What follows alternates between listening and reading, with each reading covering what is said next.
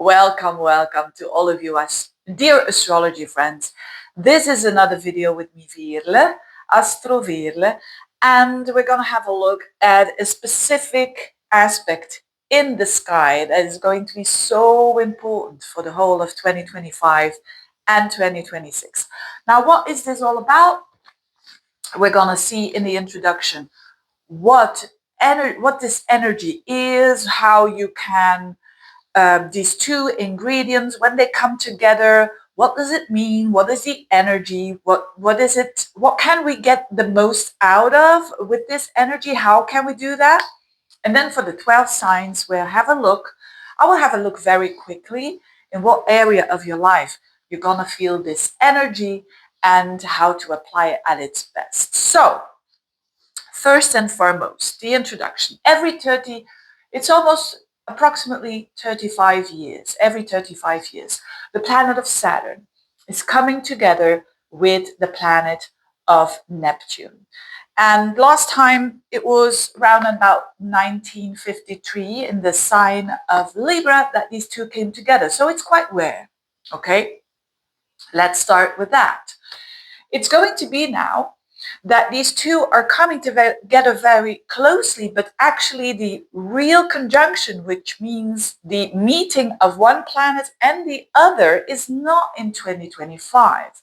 So yes, they're going to be very close at the end of Pisces, and then they're going to be very close at the beginning of Aries, but they will meet in Aries in February of 2026. So it's not before that we will have on the 21st of February, to be a bit more exact. So what does this mean? It means that we're going to feel the whole year this flavor, this energy of Neptune and Saturn energies blending together, because that is what a conjunction is. It's blending those energies together. It's like one, if you feel one energy, you feel the other as well. That's a conjunction. Like the opposition, for instance, between Saturn and Neptune, it's more like there is the challenge to balance these out and to not go just for one planet, which happens a lot in oppositions and square. People choose for one planet and then they neglect the other one. And that's the whole story. That is the whole issue or challenge, let's put it that way, to bring them together. Now, with the conjunction, it means that, again, this energy, if you meet the energy of Saturn, which is, in a nutshell, it's boundaries, it's a reality, it's manifestation. That is Saturn. We need Saturn to have structure in our lives, to have realness. It's the 3D world, you can call it. It's the realist. And Neptune is the one that does the opposite. It's the idealist. It's the one that breaks boundaries. It's the one that, if you use it in the right way, you can go to different dimensions with Neptune. You can see this dimension, another dimension. You can see through the veil. And so when these two meet, it means that the one cannot go without the other. That's the message. It's like a realistic idealist. It's like manifestor Saturn of your dreams.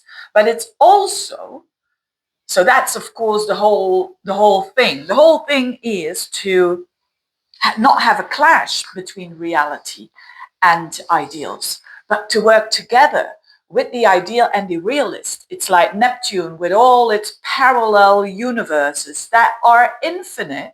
It's Saturn coming in. And it's like, okay, I pick out this life.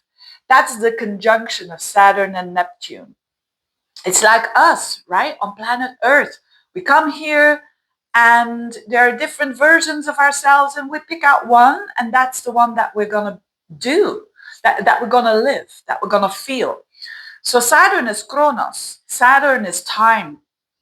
Neptune is not, there's no time. Like the past and the future and the present, it's all happening at once. So you see what kind of a very important time this is, where we can, at its best, make our dreams come true. And also, if we do it the right way, if we go through the barrier of fear, because that is what this is all about. Saturn, the The challenge of Saturn is fear. And the challenge of Neptune is escapism, right? So when you can go through those challenges, you can really make your dream come true. And you can manifest. It's like, this is like, I don't know a lot about tarot. I say that every time, but there is sometimes to explain something, it's very easy to explain it in a picture. It's the magician that we are having here, Saturn and Neptune coming together. It's the magician. You know, it's that figure that has all those tools, the four elements in front of them, and they can kind of do like in the Muppet Show, a bit of this and a bit of that. They do their thing and they get the reality that is in front of them and that is expanding their soul. So what an opportunity for us to make our dreams come true, but also because the challenge is to not go towards the fear. I'll tell you why. If we have two planets that are coming together, again, in a nutshell, Saturn, structure, boundaries, Neptune, no boundaries, ideals, spirituality, empathy, you name it. Unity versus separation. That's what it is. Unity, Neptune, versus Saturn, separation. Individuality, separation.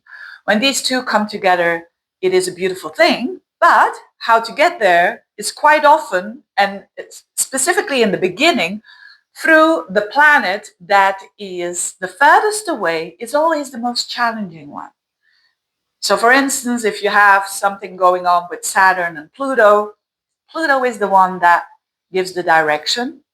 If you, in this case, have something going on with Saturn and Neptune coming together, Neptune is the one that guides, so to speak. Neptune is the one that ultimately will win, so to speak. But there is no win, of course. And why is that? Because Saturn and Neptune coming together is also having a fear, Saturn. Now I'm talking about the challenge.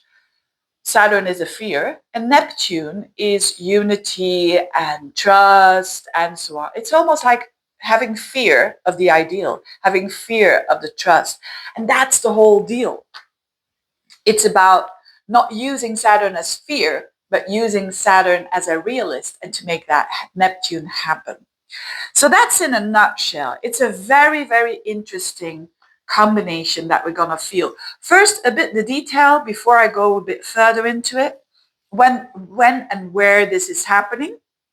So you've got like two chunks here that up until the end of March of this year, we're going to have Saturn and Neptune in Pisces. So they're going to come together in Pisces at the very end of it, right? 29 degrees, 28, 29 degrees of Pisces, Saturn and Neptune together. Then we're having the timing of March. Up until the 23rd of October, Neptune will be in Aries. The end of March, 31st of March, up until 23rd of October, Neptune will be in Aries. Saturn will be in Aries a little bit later on the 26th of May, up until the 2nd of September. And then it goes retrograde, goes again into the sign of Pisces. So you could say that the last few months, like November, December, they are back into Pisces. So you've got in a big chunk, January, February, March, there's Saturn, Neptune in Pisces. Then you've got you could say March up until September time. It's more about Aries energy. So at the very 0 to 1 degree of Aries, Neptune and Saturn there. And then we've got November, December back into Pisces, the very end of Pisces. So that's in a nutshell the timing. So we're going to have a look at these two planets coming together in these two signs, which means two different areas of your life that are going to feel this, right? It's not going to be just the area that you have in Pisces, but also the area that you have in Aries, right? Now, another thing that I found very, very interesting is the chronological aspect here of these two coming together. Because, as I already said, the biggest thing here is Neptune. It's about unity. It's about trust. It's about us developing that. But the story, how to go towards that, is a bit of a bumpy ride, because first, we have had years of years now of Neptune in Pisces. So Neptune is a bit further in the sign of Pisces, so to speak, and then Saturn catches up. It's a bit like that. You know, you've got first Neptune in Pisces for such a long time, and then Saturn catches up. It's a different story if it would have been the other way around. First Saturn going through the sign and then Neptune comes in. What does it mean? It means, and particularly the first 3 months, particularly when this Neptune and Saturn are going to be in Pisces, it's that feeling of confusion that comes first with the Neptune. Confusion in a good way, showing you different realities. You know, Neptune, parallel universes. It's all there. And Saturn then coming in, making it real. That's the order that we are seeing. And often, if you want to do it right, it means that you've seen plenty, and now you're going to pick one reality. That's life, right? You can't just sit there. Well, you can do it. You can do that. But it's not going to be fulfilling if you're just sitting there and waiting and not doing anything, right? Not being real. Then you're just going to be Neptune. If you're just going to be fearful, you're not going to be real either, because you're going to be fearful of all these possibilities. So it's about making real one kind of possibility. It's like in the ether, there's so much, and Saturn is like, I take one piece of it and I make it real. I always describe it with, there's composers who have a lot of Saturn Neptune in their chart, like a conjunction, an opposition, you name it. And what is typical is that they kind of hear the song in the ether, which is Neptune. You tune into something that is bigger than you, right? The universe, God, you name it, Allah, Jesus, whatever you want to call it. You tap into that, and then you write the song, which is you do the composing, right? Which is you're making real something that is out there in the universe, which is amazing because it's already there, and you're just now tapping into one frame of timing, you know, Saturn, Chronos, the timing of things. When someone has this aspect in their natal chart, let's always have a look at when people have this in a natal chart, these transits, because it gives a lot of information about how to deal at its best with this energy and what not to do. People who've got this, they are typical. If someone has an aspect between Saturn and Neptune, let's say you're trying a beautiful aspect, it means that they have the idea, I want to write a book at the end of 2025. That's their Neptune. They have this idea out of possibilities, infinite possibilities, and then they have Saturn. Okay, every single day, I'm going to write one page. And at the end of the year, I'm going to have 365 pages, and I'm going to have that book. That's the working together in balance of Saturn and Neptune. It's the realist and the idealist. It's the one that has the idea and the vision. It's the one that makes it true. Now, when you have this in a challenge, and a conjunction is a challenge, this is not easy peasy. This is not something that will come in a 1, 2, 3. That's why I take my time to explain this, because it's such a challenging energy. And when something is very challenging, when you get through it, it has such a growth upgrade that you get in your life. Now, the challenge of Saturn and Neptune is, like for instance, people who've got this in a chart, and like I have this aspect as well. It's not that I want to talk about myself, but I have a very good example. I have the opposition, and when it was activated, I had to balance these two out. And this is exactly, of course, an opposition is not a conjunction, but it means these two need to be together. So in other words, I was at that time tempted to go one way, but which was the Saturnial way. I had a fear of spirituality. I had a fear when I was younger. I was so Saturn. I was the realist. I mean, my goodness, if you choose a study like I did, uh, applied economics, and I mean a master in applied economics. Can you imagine? Not to, I don't want to say, oh, I have a master, but how I did it, it's crazy. It was not because I loved it, not because my soul felt doing it, but just because of, that Saturnial energy of I want to be someone. I want to pick out the most difficult study, and I want to prove myself to whoever I want to prove myself to, right? But that wasn't enough anymore. And I was working in the corporate world, and you could say it's fairly successful, but I felt soulless, which is, of course, Neptune. I chose for Saturn. Had a fear of Neptune, a fear of these people who were spiritual, and I just thought they were going over the top, and I saw that all these spiritual people, they were having, like, in my point of view, of course, I'm not saying that that is the fact, but they were having like a real hard time to be in the 3D world, let's put it that way. And I was afraid of losing myself, Saturn, of losing boundaries, of being in la la land and, taken advantage of. Now, I always loved astrology when I was young, even when I was a little kid. I had older siblings, and there was a book that my older sister, she never read it, but that it was about astrology. And it was, that kind of simple astrology, like sun in Virgo, sun in this, and so on. And I remember it was just the sun signs. And it was so interesting. And it was like, oh, I felt like I was alive. I felt like, I didn't know it at that time, but it was like purpose. This is my thing. But I was also afraid of it.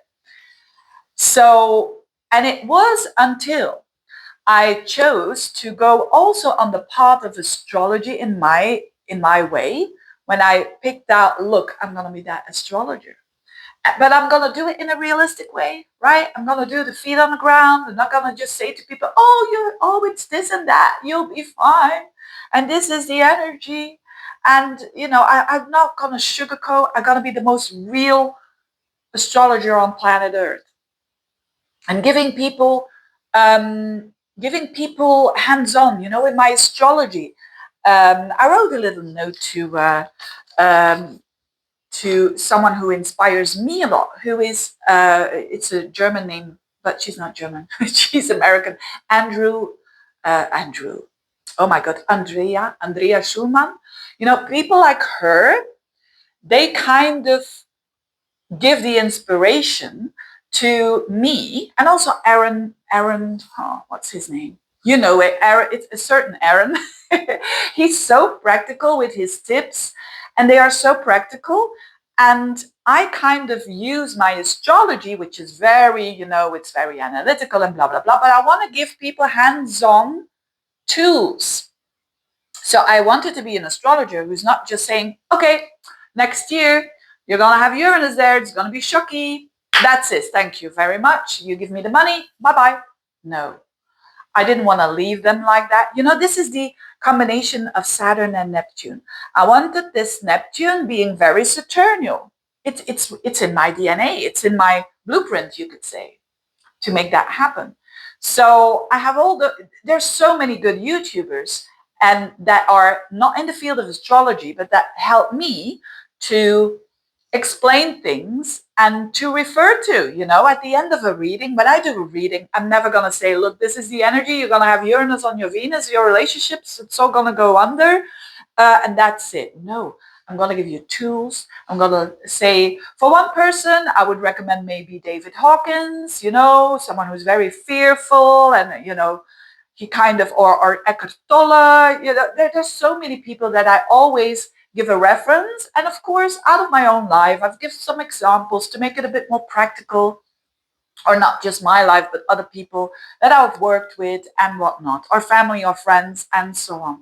So it's the practical astrologer, right? Now, something like that is happening in the sky, that you cannot just go for Neptune. You cannot just go for Neptune and say, oh, that's my ideal, and I want it to be like that. Or maybe, oh, this is the person that I fall in love with, and I just want it to be I want to have that specific person. Or that is the job of my life, and I just want to be that. That's the thing not to do with Saturn Neptune. Take it from someone who lives this energy.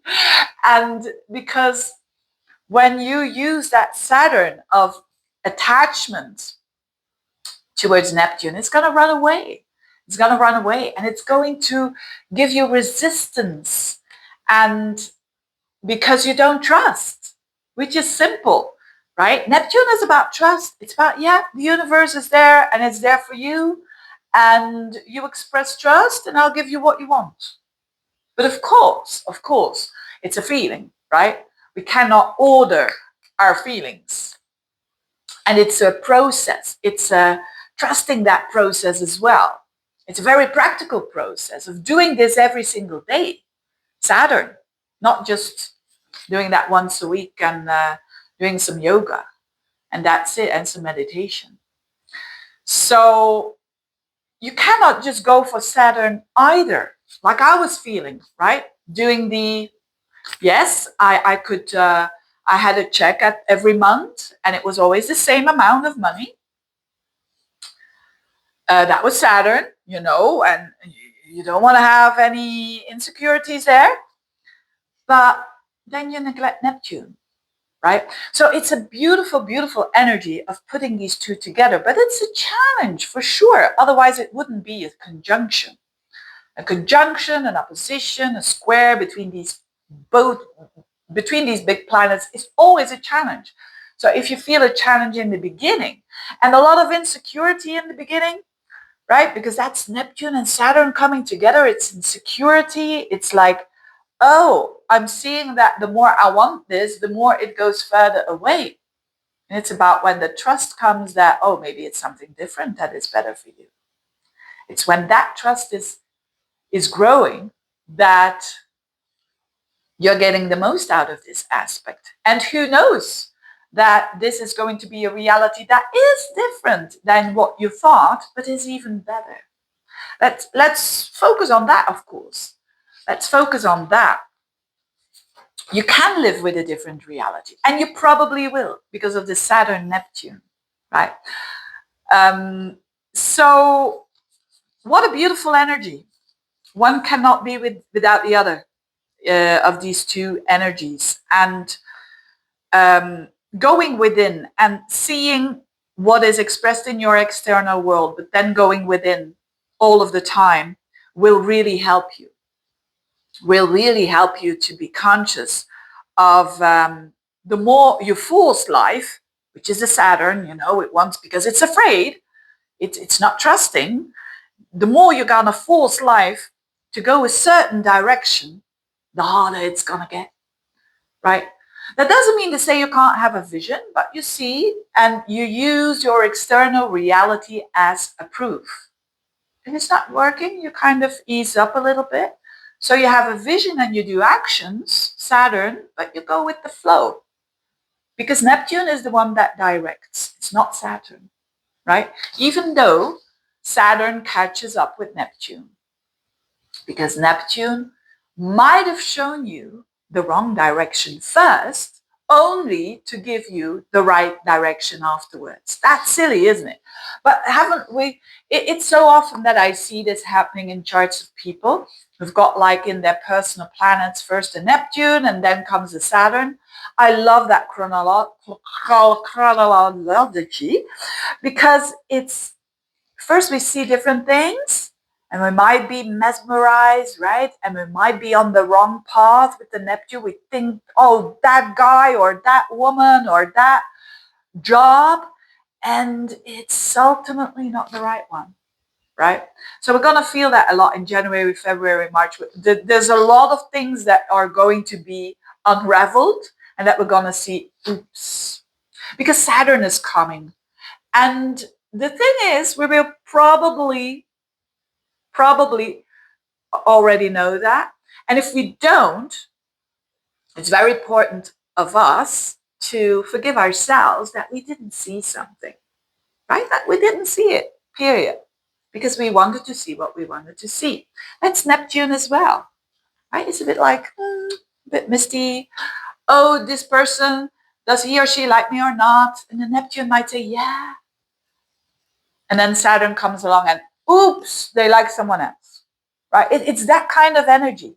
But that doesn't mean to say that that is a bad thing. It's about acceptance. If we accept the energy of the astrology, we go with life so much more ease and so quicklier towards our destiny, so to speak. So, yeah, trust in the universe. Absolutely. Trust in the self, trust in the universe, and trust that if you are not getting what you think the direction is, it's actually God's rejection is protection. It's that kind of energy. Anyway, I hope this was helpful, but that is the energy. It's a beautiful energy. And let's have a look very quickly, because I already talk about this in the monthly horoscopes, weekly horoscopes. Weekly? I don't do weekly. Monthly horoscopes, full moon and new moon and so on. I often talk about this, so I don't want to overdo it. But here, very quickly, what areas you might expect that this energy is going to go. So very quickly here. Aries, it's in the 12th house and the first house. So this is about you. This is about what are patterns of yours that you want to let go of, and what is the new you. It's about it's about your personality. It's about how you come across towards others. The ascendant is the vehicle you drive in. It's who you are. So this is about, I want to be real. I also want to have my dreams. And the patterns, that 12th house that were no longer working for me, I'm going to get rid of them. So use it. Taurus, the 11th and the 12th house. So this is the house of friendships, of goals, wishes. And the 12th house is the house of letting go anyways. It's the house of letting go of bad habits.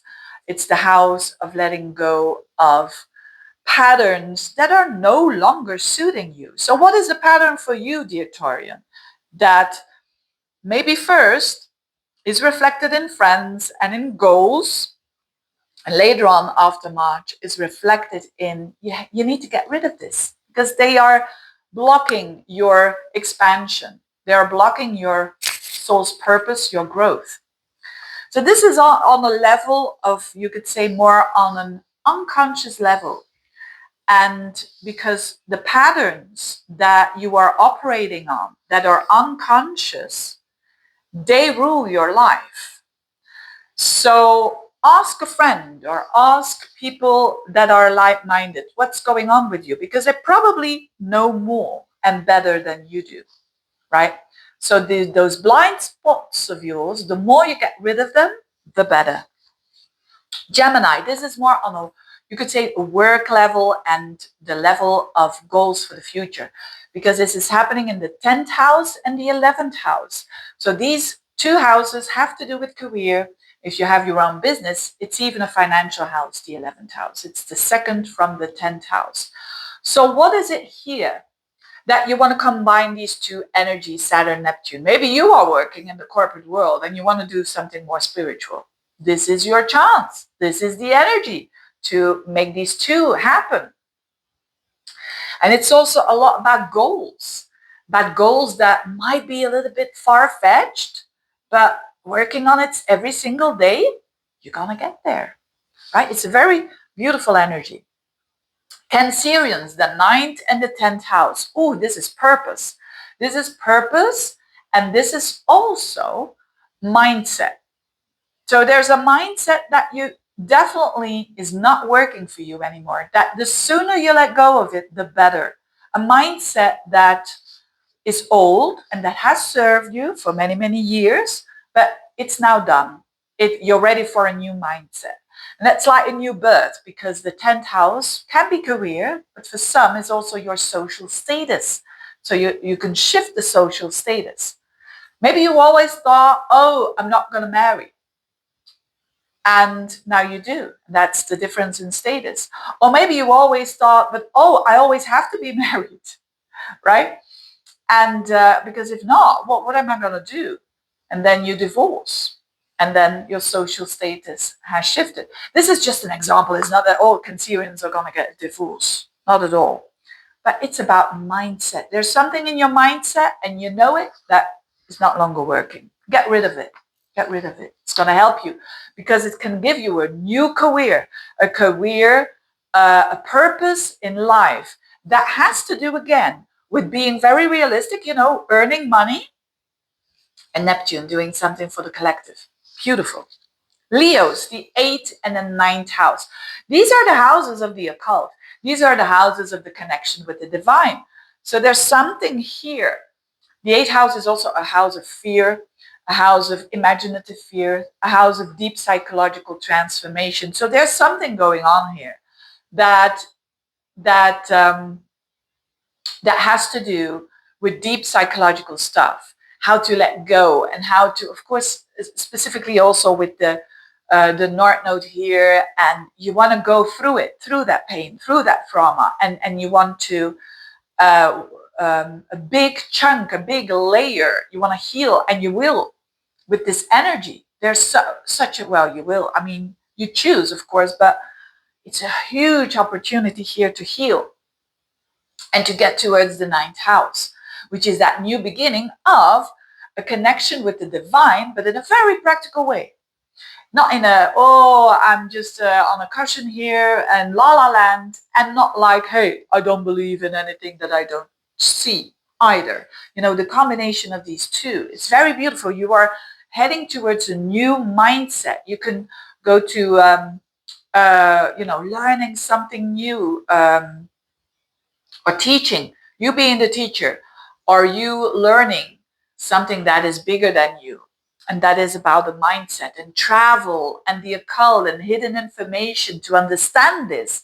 If you have an interest in astrology, for instance, or in something that has to do with the occult, this is like you being the practical astrologer, you being the practical tarot reader who's got that devotion towards people, and but at the same time it enabling you to have a beautiful life in this 3D world, with having enough and plenty more to give to yourself in the material world.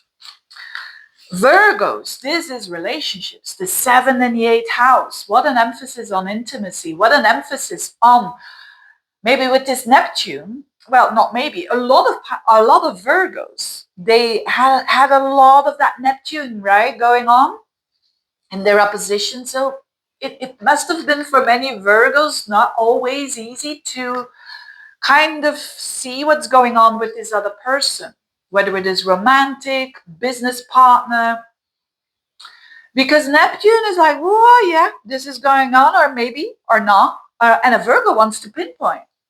And that has not been possible. So the more you've said to yourself, it will reveal itself, the easier it will. So Saturn now comes in and you will know the truth about a lot of people. And for better or for worse, right? It depends on how blind you want to be, or how, not consciously, of course, but unconsciously, sometimes you want to be blind because the truth, it hurts too much. Even Virgos can do that. But now they know. And I think Virgo will really welcome this energy, because Virgos want to know the truth. They know that it's freeing them up. So for some of you, this can mean a relationship that now you see it wasn't what it was, or what you thought it was, and especially with Saturn then in the 8th house of intimacy and so on, it could mean a bit of a cooling down, but it's better now than later, because now you can turn around the page and you can go on, or It's going to be this reunion with, you might have thought, oh, this Neptunian person here, I don't know, I'm just seeing, and now you see revealed that it was even better than you thought. That is possible as well. You know, always astrologers are, they always kind of say, oh, it can also be the positive thing. And then Saturn in the eighth is about how to make real the forces then that you join together. I mean, the energy that you join together, not only the sexuality, but also the belongings and the money, and how you're going to deal with that, how to do that in the best way possible. So Virgos are going towards reality and relationships for sure. If you've been a Virgo that has said like, oh, it was so difficult to pinpoint, well, you will be able. When Saturn comes, boom, this is a reality. And let's hope it's going to be for better than for worse. Librans, the 6th and the 7th house. So this is about your daily routines, your daily work, your lifestyle, your health. There could be something resolving there with the Piscean energy and the Neptune and the North. Something is resolving. And that has a knock-on effect on your relationships. That has a knock-on effect of a period. If you're single, there could be someone who has those traits of the Saturn Neptune person that I described the energy in the introduction. So a person who's realistic and idealistic at the same time. So you're going to attract energy like that anyways. But that is a reflection of you as well. So, but it's through letting go of something that has to do with a certain routine. So let go of a routine that is no longer working for you. Let go of work that is no longer working for you. And of course, make sure that you have something else going on so that it goes smoothly and that you have that security. Remember, Saturn, security. But beautiful relationship possibilities for sure. Scorpios, the 5th house and the 6th house. So it's the house of expressiveness, of the heart chakra, what you like or what you love to do. It's also romance. It could be that you have to let go of a certain attitude towards love, that it wasn't realistic, that or it was too realistic. Whatever it was for you, your attitude. Mostly people are a bit sometimes too idealistic, right? It's about letting go of that. And when you do that, boom, there is a new lifestyle. There is a new way of living. There is new work that you're going to attract, new routines, your health. It's going to be an emphasis on the Saturn Neptune thing with health, which is the classical way. Yeah, doctors and whatnot, don't dismiss them. I wouldn't recommend it, but don't dismiss the Neptunian kind of vibe of healing either, which would be more the kind of alternative side, which could be like acupuncture or whatever. So it's a combination of these two. But it's first of the letting go of something that is no longer suiting you and is an attitude that is done now. It can also mean a letting go of a hobby, a letting go of a project. The circle is around, and now off you go towards a different lifestyle, towards a different way of living. Sagittarians, the 4th house and the 5th house. So this is deep because especially if you have Sagittarian planets at the very end of Sagittarius, you're going to feel that there is so much resolving.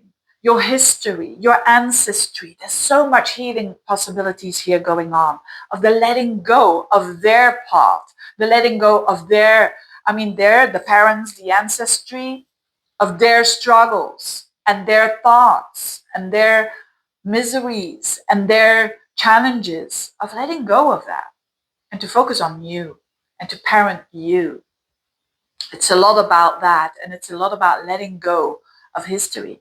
It's the deepest point of your horoscope. So it's almost like it's a dying of the old emotional identity, because the 4th house is the moon, right? It's the Cancerian house.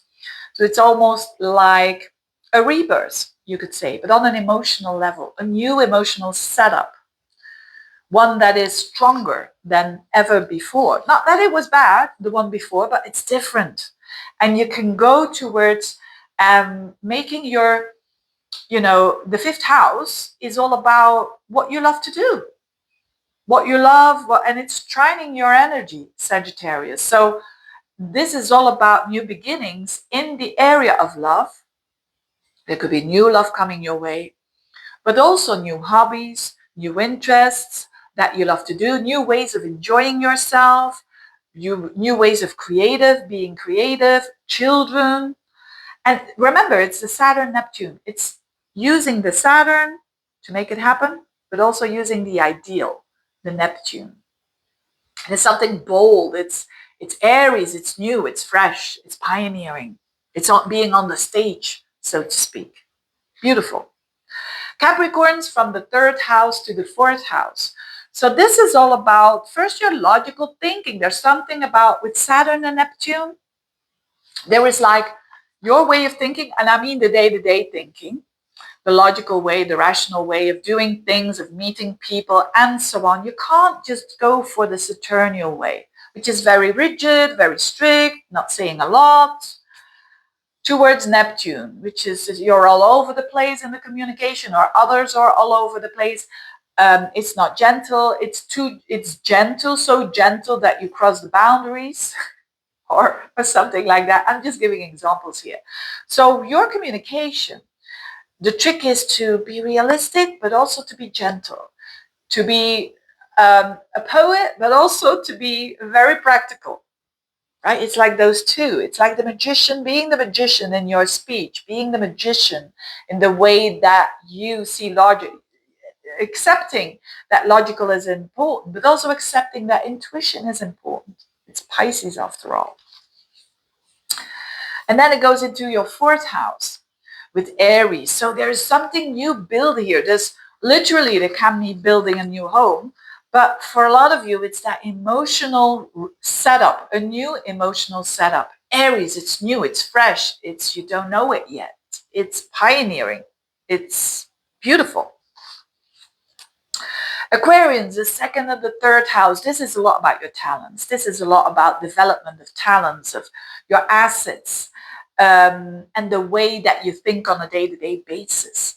So it's almost like the second house, it's the more you let go of your attachment of literal stuff, the more you're going to attract it. The second house is your physical, it's your car, it's your your phone, it's your chairs and whatnot. It's the things that we can, it's our assets, but also our talents. And the more we are detached from them, which is the Neptune, the more they get real. The more you're going to attract exactly what's good for you. Saturn and Neptune there in the sign of Pisces. It's almost like the more you also respect the immaterial, you're going to get more material. It's that kind of thing. It's a very beautiful thing to have that in your second house, and especially in the sign of Pisces. And so it's like you cannot be just Neptune, because then you won't be able to pay your bills, so to speak, and to sit there and do nothing. But you can't be just also working, which is Saturn. And so it's that combination of the trust and the very specific actions that you're doing that makes it boom. A new self-worth, a new confidence, a raising of the bar, because you let go of that old self. And it's definitely an upgrade and it comes from the self. It doesn't come from, I'm earning more now, so I feel better. No, it comes from within, which is at its pure, the confidence comes from the self, not from other people. And it's so challenging to build up, but you've got this opportunity here to let that happen. And then it goes into your third house of your communication, of your day-to-day life, of trips that you make, PR that you make if you have your own business, It's like there's something fresh here, something Saturnial Neptunian again.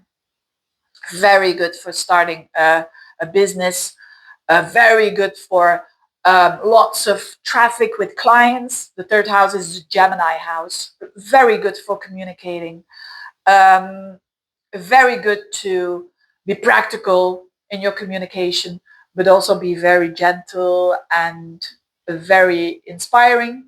Neptune.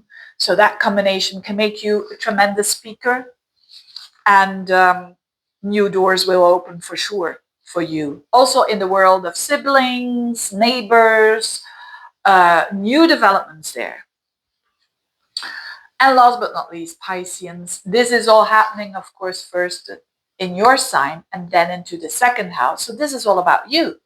This is about the more you kind of let go of an old identity and persona that no longer works for you, the more you're going to have confidence, the more you're stepping into the new when it comes to your self-respect, your self-confidence, and the things that you own. It's like a fresh new start, which is amazing for Pisceans, because it's an amazing time for Pisceans because they have their own planet. The new ruler, Neptune, is the new ruler of Pisces, but it's also having Saturn there. So, because if it would only be Neptune, it would really be very easy to lose yourself, to just unify and, lose yourself basically. But now Saturn is there. It's like now you can connect with others and you can stay true to yourself. You don't have to be dismissive of the self to just connect with others, right? It's that beautiful coming together. And the first house is your life path. So it's you also in relationships that because of your attitude, you're going to see who you are and also who others are kind of appearing in your life. Because this is a reflection. Others are a reflection of you, of course. But this is a lot about a rebirth, and first the letting go of that old identity, of that typical Piscean qualities that are no good for you, the typical Piscean qualities that are challenging. So I'm talking about the losing the self, and asking yourself why you are doing that, to be loved. And now there is this self-respect, this maturity, Saturn, but also the self-love and the forgiveness, the Neptune. You're going to attract in your relationship true love, true relationship, because true love is not just the ideal soulmate kind of thing. It's the real deal as well. So if you're single or if you're in a relationship and you're questioning, you're going to get there with this energy. If you tap into it, for sure. And then when it shifts into Aries, which is your belongings and your confidence, this is all about, yes, having Neptune there, having a love for the immaterial world, but at the same time be a practical, go to an accountant if you're having problems with your business, or trying to do that Saturnal thing as well, and balancing that out so that your confidence grows, which is a beautiful thing. Anyway, I hope that was interesting. And thank you so much for watching. And if you want a reading, just check out the link below, which you will see my website. You can donate, you can order readings, or you can have a look at other videos as well. Whatever it is, enjoy this Saturn Neptune coming together. Thank you for watching. Bye-bye.